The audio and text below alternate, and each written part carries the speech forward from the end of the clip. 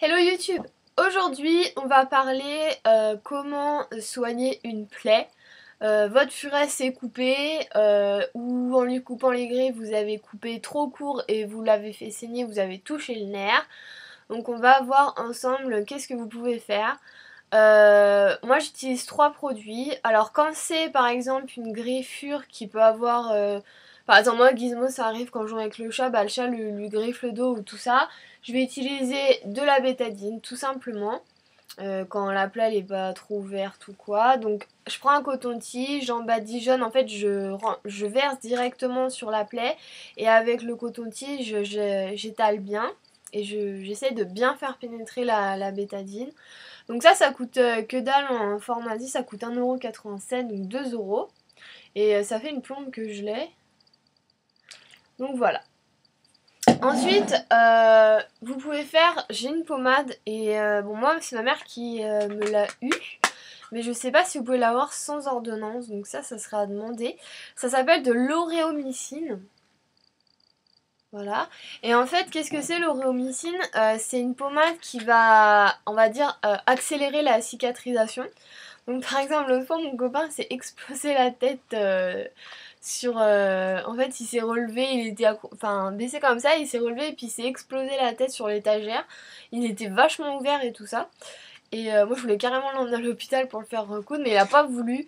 Donc en fait on l'a désinfecté et après on lui a mis ça. Et franchement, bon il a pas été sérieux, il en a pas mis tous les jours comme il faudrait, etc.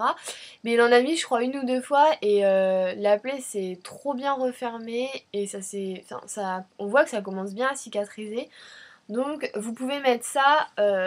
vous en mettez et ça va aider à refermer la plaie, etc. Ça c'est des... normalement c'est pour les humains. Moi je l'utilise parce que ma mère l'utilise sur ses chevaux et ils ont jamais rien eu, pas de réaction ni rien, donc je pense que ça peut s'utiliser sur les furets. Après peut-être demander à votre vétérinaire pour être sûr, parce que je sais que c'est un peu... qu'on va peut-être dire oui tu utilises un peu n'importe quoi, enfin des trucs dont t'es pas sûr pour tes furets.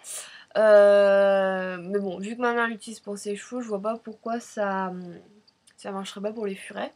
Je l'ai encore jamais utilisé pour eux, hein. Ils ont... En général, je mets juste je désinfecte à la bétadine et c'est tout. Mais ça, c'est vraiment si vous aviez une plaie assez importante, ouverte et tout ça. Ça, je vous recommande. Donc, c'est auréomycine. Voilà. Ensuite, si vous coupez les ongles trop courts, donc que vous touchez le nerf, ça va saigner et c'est assez dur à faire en sorte que ça s'arrête.